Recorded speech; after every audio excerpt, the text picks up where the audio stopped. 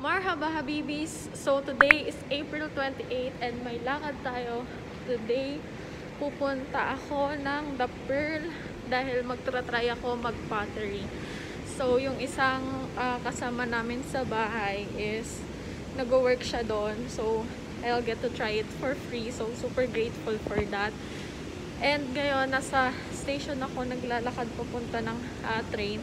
By the way, nakalipad na kami as you guys could tell kanina sa intro ko. Medyo intro ko. Halos kapitbahay lang namin yung station. So super dali lang. And first time ko gumala since lumipat kami sa dito sa Mugalina. Kasi I was so busy with school works. Lalo na sa marketing paper namin, super busy talaga. So, ngayon lang ako nagka-time finally na lumabas. And it's already 4:43 PM. Medyo nagmamadali na ako kasi super late na. And gold line kasi ako ngayon. So, kailangan ko pa mag-switch ng lanes pagdating ko sa Mushreb to red line kasi nasa dulong-dulo yung The Pearl. Dulong-dulo na station. Pero okay lang kasi 2 reals lang yung bayad. So, medyo matagal nga lang yung biyahe. Pero, feel like it's going to be worth it naman. Dapat kanina pa ako umalis pero late ako nagising. So, ngayon lang. And update ko kayo guys. Mamaya, pagdating ko doon. Late yung comment ko. Nandito tayo ngayon sa National Museum and bababa tayo ng Mushreb to switch lanes kasi magre-red line ako going to The Pearl. Tapos yung station na bababaan ko is Legtay-Pia. So mag-aantay ako ng train ngayon.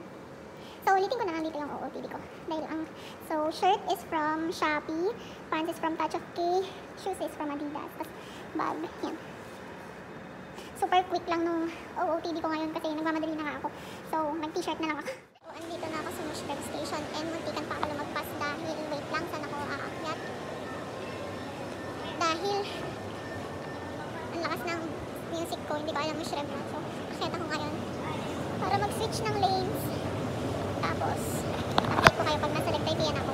So, medyo matagal-tagal yung biyahe papunta doon pero carry naman. Grabe, muntikan na talaga ako as in kasi natulala ako tapos nagpo-phone ako, kausap ko kapatid ko tapos sobrang lakas ng music. So, hindi ko naririnig na this station is blah blah blah ganun. Mapatingin na lang ako na, ay shit, ano na pala to? Mushreb na. So, yun. So, andito tayo sa Mushreb. Papunta tayo ng Legtay-Pia. Doon ako bababa. So, ang layo pa. Hindi ko kayo mababa.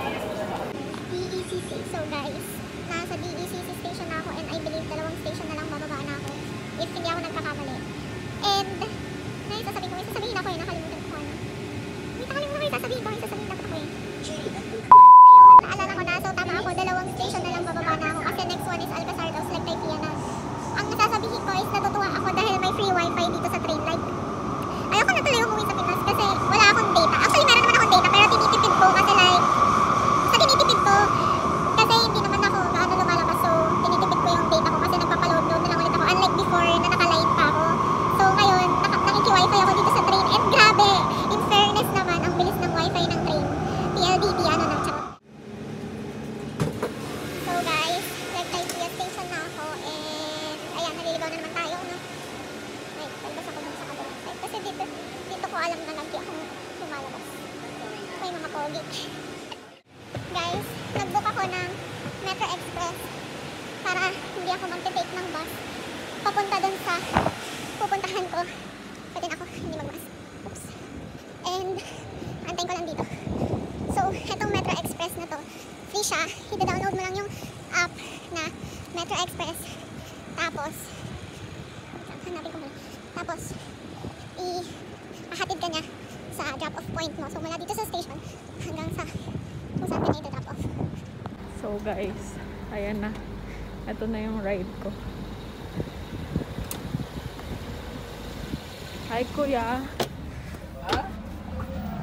So ayan, nandito na ako sa loob. No, I'm not talking to you. You don't like to talk with me? No, I'm taking a video. So guys, nasa loob na ako. And alam nyo ba, nung first time kong makatry ng Metro Express, kasama ko si Makoy pati si Russell nung nanood kami ng movie. Ano nga ba pinanood namin nun? No Way Home ata yung pinanood namin.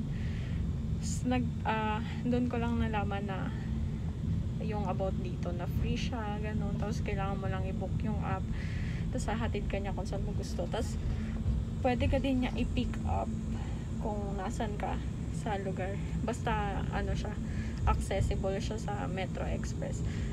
And grabe, sobrang social. Ang lakas maka-artista feels. Like, tingnan nyo. Ang lakas maka-artista feels. Tapos solo ko kasi syempre ako lang mag-isa. Wala naman akong kasama. So, yun lang. Update ko kayo guys pag nandun na ako sa sa location. Guys, nandito na ako. And nandito ako sa isang side ng The Pearl, which is yung Kanat Quarter. Tapos, ayan, sobrang ganda. As in, tapos, ang daming naglalakad ng dogs nila dito. Nakakatuwa. And may napet ako nga kanina. So, ayan. Parang feeling ko pag nandito ako sa The Pearl, parang feeling ko wala ako sa Qatar. Parang feeling ko nasa US ako ganun. So, maglalakad pa ako papunta dun sa Joy Quarter. Kasi dyan lang ako, Joy Quarter tuloy, Joy Cafe. Kasi dyan lang ako binaba nung Metro Express. So, maglalakad pa ako ng konti papunta dun sa location. And, ayun, grabe, ang ganda. By the way, new hair. Pero, ang gulo ng buhok ko ngayon kasi nagmamadali na ako. Alam nyo naman, date mo si ate girl nyo. And pwede ko natanggalin yung mask ko. Kasi pwede nang hindi nakamask dito pag nasa public ka. Nagsuot ako ng mask ulit kanina kasi nasa transpo ko. So, ayun, hahanapin ko lang. Papakita ko sa inyo. So guys, tingnan nyo, sobrang ganda talaga dito sa The Pearl. As in, ang daming magandang photo shoot spot dito sa The Pearl. Tingnan nyo naman to. Super ganda. Super ganda. As in. Grabe. Sobrang ganda talaga. Ang ganda mag-picture dito. Nalulungkot ako kasi hindi ko pa magamit yung iPhone 13 ko dahil wala pang case and natatakot ako baka malaglag ko. Like, tingnan nyo. Look at that. It's so pretty. Actually, first time kong makapunta sa part ng The Pearl na to. Sa part ng The Pearl. Sa part na to ng The Pearl. So, super excited ako kasi super ganda nga. And medyo malapit na ako sa pupuntahan ko. I think bababa ako dun banda. Sobrang ganda. So guys, lumagpas ako. Nasa kabilang side si tita. Buti na lang may tawiran dito kasi dun sa location, pinababa ako sa pangalawa. Yung pala dapat sa una pa lang. So, sabi na kanina kasi nakita ko na yung Clay Encounters. Clay Encounters pala yung pangalan ng shop, hindi Joy Cafe. Joy Cafe kasi yung sinabi sa akin ni tita. Grabe, sobrang ganda. Super ganda. So guys, ayan na. Pasok na tayo. Let's go. Grabe. Hi, tita.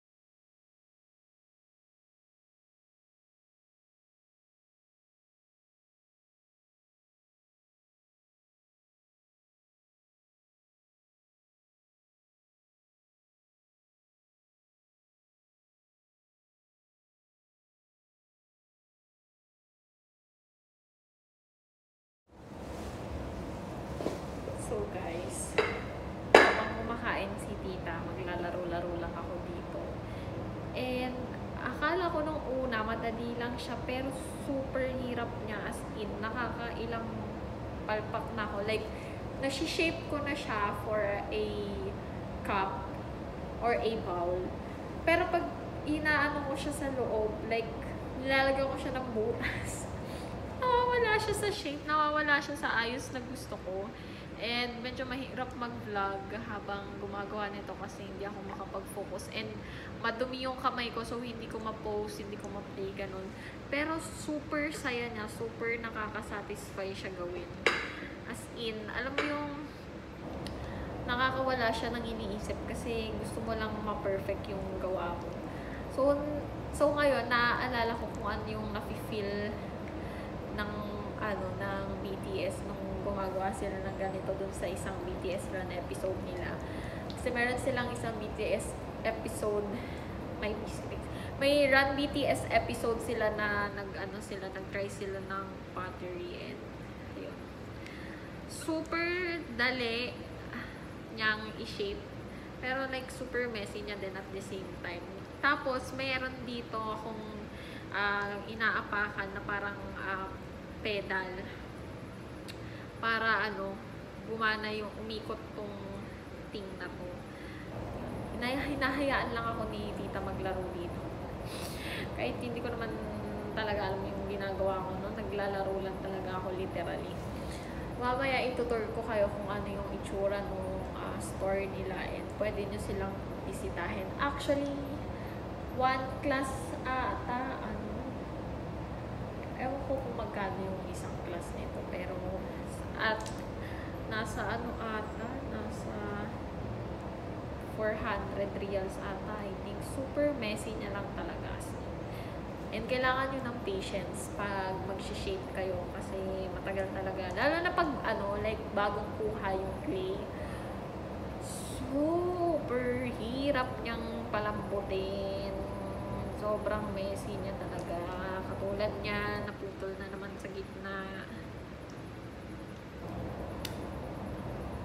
So, ang ginagawa ko lang talaga dito, pinapaikot ko lang ng pinapaikot hanggang sa magkaroon siya ng shape.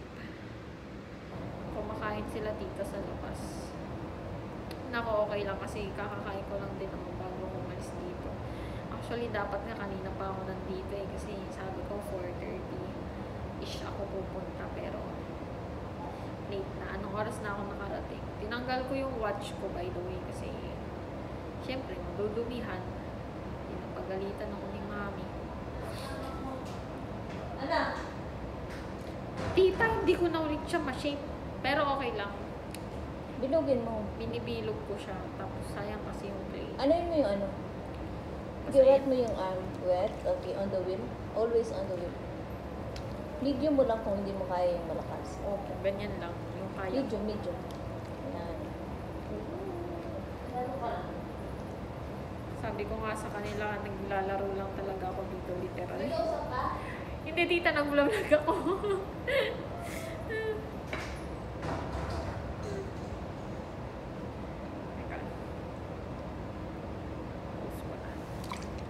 So, ipopost ko na muna tong vlog dahil gusto ko makinig sa music. Naka-airpods pa ako hanggang ngayon. Gusto ko makinig ng music habang ginagawa ko to.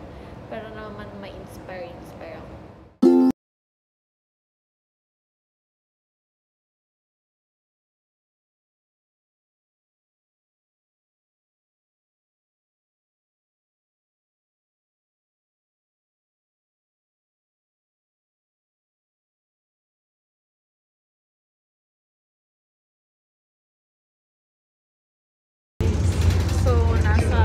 Bus ako ngayon kasi nasaktuhan naman na habang inaantay ko yung Metro Express na pinook ko, sakto may dumating na bus. So nag-bus na ako kasi inaantay na ako ni mami sa West Bay Station. So 7:03 PM na, and grabe, sobrang na-enjoy ko yung pag-pottery kahit hindi ko talaga gets kung paano siya ginagawa, and like nagkakamali ako na nagkakamali. Well, okay lang naman since it's my first time lang naman din. As in, first time kong mag-try. Before, nakatry na ako na mag-pot ng clay dahil sa arts namin. Para sa MAPE before, dun sa, nung grade 7 kami, I believe. Pero iba kasi if may like yung real thingy, iba siya. As in, super hirap niya din i-control. It's like, kapag nagdra-drive ka, gano'n. Tapos kinokontrol mo yung palo mo sa gas. So, ayun. So, update ko kayo later pagka magkasama na kami ni Mami. Pupunta naman kami sa DFC. So, ayun. See you guys later. Hi guys! So, andito na si Mami.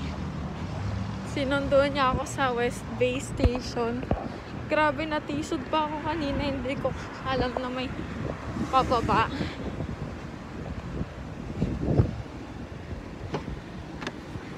Hello! Ay! So guys, madilim. Pero kasama ko na si Mami. Punta naman kami ng DFC. Ay, asan si JK? Hi guys! So, nasa DFC na kami ngayon ni Mami. And naghiwalay muna kami kasi i-check ko kung magkano magpalagay ng screen protector dito. Pati titingin ako ng phone case. Tapos, titingnan ko if meron stock ng kailangan kong bilhin na pasalubong para kay Marie. Tsaka yung nare-request ng kapatid ko, i-check ko na din. So, ayan. Balitaan ko kayo later.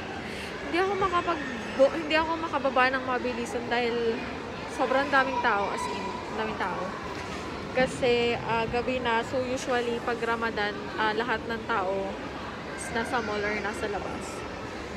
Sana lang wala akong makitang kakilala ko, ano. Yun lang, bye.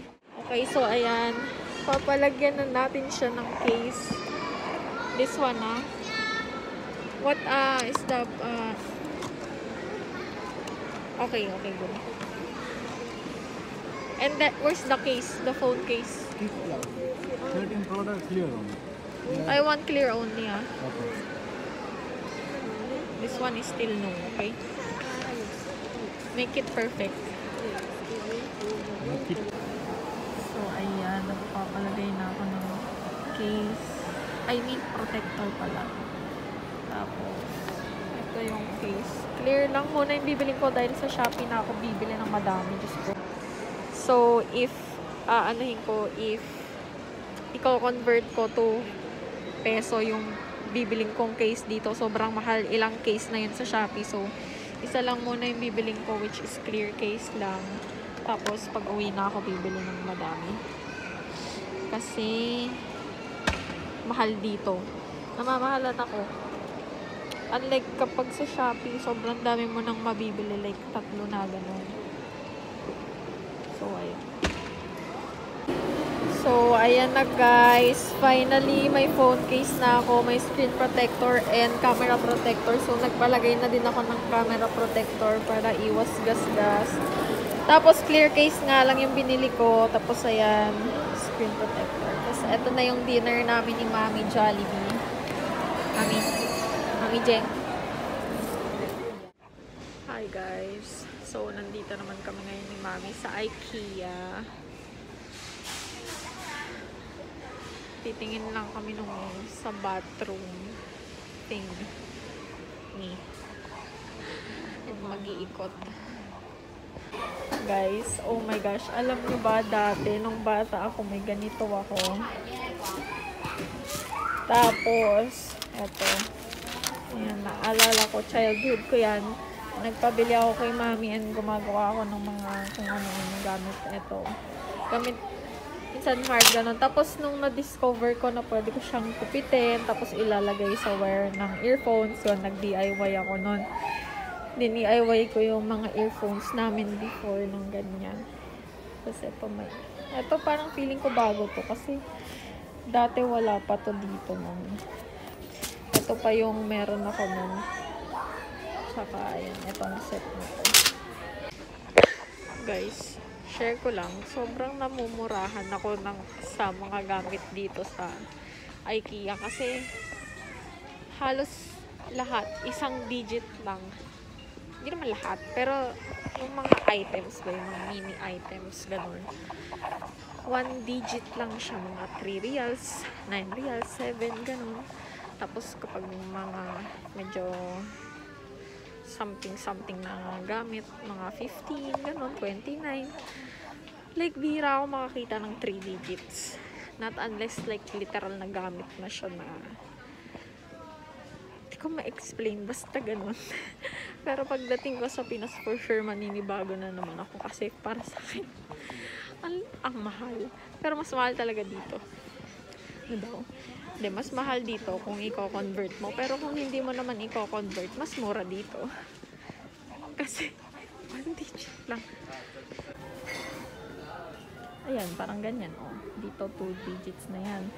Pero pag yung mga gamit na parang, ayan, mga pillow case, mga ganyan, mga pillows, ganun.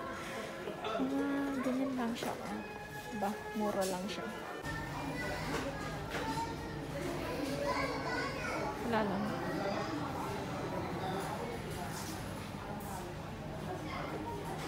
Hi. So guys, ito lang yung pinunta namin ni Mami talaga dito sa IKEA. Ito lang yung bibili ni Mami. Yan, 35 reals. Super mura lang talaga niya. So guys, sabi ko kay Mami, kailangan namin ng ganito dahil kapag may bisita kami sa bahay, yung fur ni Milo tsaka ni Po napupunta sa mga bisita. Isa lang yung bibili. Sure. Okay guys, ditong part ng IKEA yung maganda mag-photoshoot, yung sa mga ganyan. Pero syempre, tatayinan mo doon sa walang tao. So ako kasi, last time, wala pang masyadong tao. Ngayon kasi madami talagang tao dito kasi nga week ends. Pero pag weekdays, konti lang talaga tao. Yung sa mga aisle na mga ganyan, yan, maganda mag-photoshoot. Share ko lang naman. Hindi ako naka-outfit ngayon so hindi ako magpapapicture kay Mami. Kasi naka-basic outfit lang ako. So, yun lang.